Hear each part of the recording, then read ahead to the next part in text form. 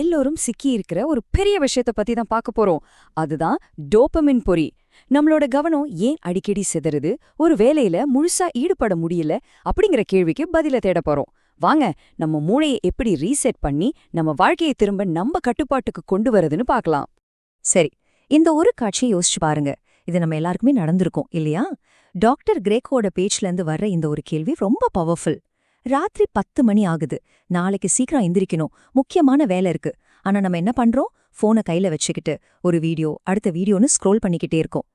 ஏன் நம்மளால அந்த போனை கீழே வைக்க முடியல? இதுக்கு முழு காரணம் டோபமைன். ஆனா நில்லுங்க, நாம பொதுவா நினைக்கிற மாதிரி டோபமைன் அப்படிங்கிறது சந்தோஷத்தை கொடுக்கற ஒரு கெமிக்கல் இல்ல. நிக்லாஸும் சரி டாக்டர் கிரெக்கும் சரி இதை ரொம்ப அழகா விளக்குறாங்க. டோபமைன் அப்படிங்கிறது எனக்கு அது வேணும், அதை நான் அடையணும்னு நம்மள உந்தி தள்ளுற ஒரு சக்தி. ஒரு வெகுமதிக்காக நம்மள வேலை செய்ய வைக்கிறது தான் அதோட முக்கியமான வேலை. இங்கதான் ஒரு சுவாரஸ்யமான விஷயம் இருக்கு. பல ஆயிரம் வருஷங்களுக்கு முன்னாடி இந்த டோபமைன் நம்மள உயிர் வாழ வச்சுது. சாப்பாடு எங்க இருக்கு, பாதுகாப்பான இடம் எங்க இருக்குன்னு தேட வச்சது அதுதான். ஆனா இன்னைக்கே நம்மளோட அதே டோபமைன் சிஸ்டம் சோஷியல் மீடியா லைக்ஸுக்காகவும் வீடியோ கேம் லெவல்ஸுக்காகவும் தூண்டப்படுது. உடனடி திருப்தி தான் இப்போ அதோட இலக்கு. நிக்லாஸ் கிறிஸ்டல் சொல்ற இந்த உதாரணம் ரொம்ப சிம்பிள் ஆனா பவர்ஃபுல். உங்க முன்னாடி ஒரு கேரட்டையும் ஒரு சாக்லேட்டையும் வச்சா உங்க மூளை எதை தேர்ந்தெடுக்கும்? கண்டிப்பா சாக்லேட்டை தான். ஏன்னா கேரட்டை விட சாக்லேட் அதிக டோபமைனை தருது. நம்ம மூளை எப்பவுமே அதிக வெகுமதி கிடைக்கிற பாதையை தான் தேர்ந்தெடுக்கும். இதனால தான் நம்ம பல சமயம் ஆரோக்கியம் இல்லாத விஷயங்களை நோக்கி ஈர்க்கப்படுறோம். இது ஏதோ தற்செயலா நடக்கிற விஷயம் இல்ல. டெக் நிறுவனங்கள் ரொம்ப தெளிவா நம்மளோட இந்த டோபமைன் அமைப்பை தங்களுக்கு சாதகமா பயன்படுத்திக்கிறாங்க. நீங்க பாக்குற ஒவ்வொரு அல்காரிதம் ஃபீடும், அந்த முடிவே இல்லாத இன்ஃபினிட் ஸ்க்ரோலும், திடீர்னு வர நோட்டிஃபிகேஷனும் நம்மள திரும்ப திரும்ப அந்த ஆப்குள்ள இழுக்கிறதுக்காகவே வடிவமைக்கப்பட்டிருக்கு. டாக்டர் கிரெக் சொல்ற இந்த ஒரு வரி நம்ம பிரச்சனையோட ஆணி வேறைய தொட்டுடுது. எந்த உழைப்பும் இல்லாம இலவசமா கிடைக்கிற வெகுமதி தான் என்னோட எதிரி. யோசிச்சு பாருங்க, ஒரு லைக் வாங்கறதுக்கோ ஒரு வீடியோ பார்க்கறதுக்கோ நாம எந்த முயற்சியும் போட தேவையில்ல.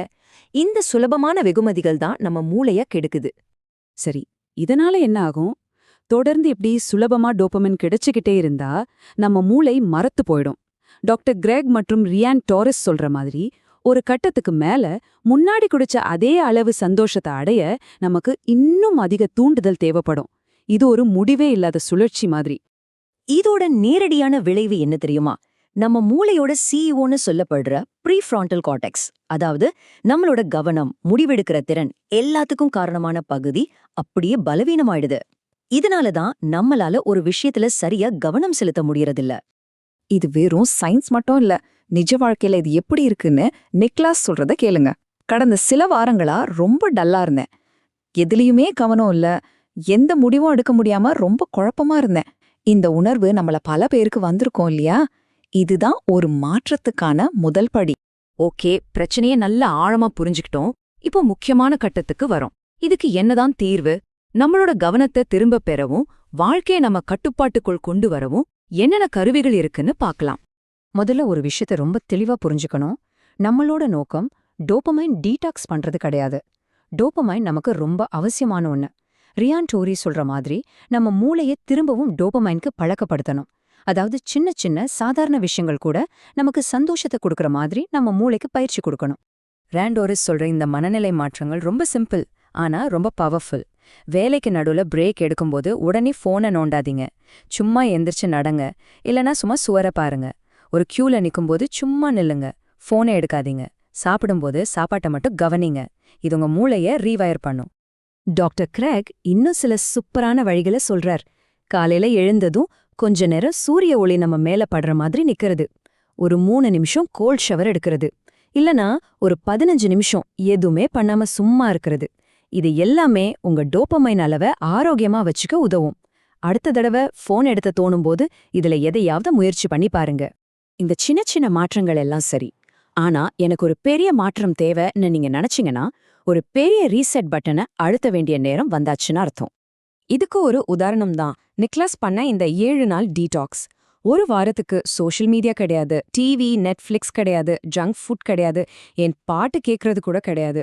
கேட்கவே கஷ்டமா இருக்கலாம், ஆனா ஒரு குறுகிய காலத்துக்கு இப்படி பண்றது உங்க மூளைக்கு ஒரு மிகப்பெரிய ரீசெட்டை கொடுக்கும்.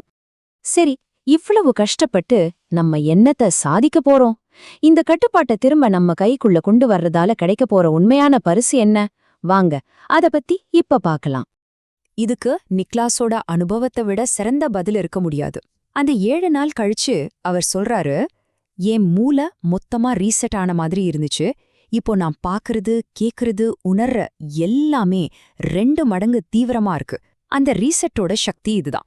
இதோட விளைவு என்ன தெரியுமா? உங்க மூளை திரும்பவும் நார்மல் நிலைக்கு வரும்போது உங்களுக்கு போர் அடிக்கிற வேலைகள் கூட சுவாரஸ்யமா மாறும். சாதாரணமா பாக்குற சூரிய அஸ்தமனம் கூட ஒரு கொண்டாட்டம் மாதிரி தெரியும். நீங்க செய்யற ஒவ்வொரு வேலையிலயும் முழுசா உங்களால கவனம் செலுத்த முடியும். உங்க ப்ரொடக்டிவிட்டி தானா அதிகமாகும். கடைசியா டாக்டர் கிரெக் சொல்ற இந்த விஷயத்த நல்ல மனசுல பதிய வச்சுக்கோங்க. இது வெறும் டோபமைனையோ சோஷியல் மீடியாவையோ பத்தினது இல்ல. இது உங்க மனச நீங்க கட்டுப்படுத்துறத பத்தினது.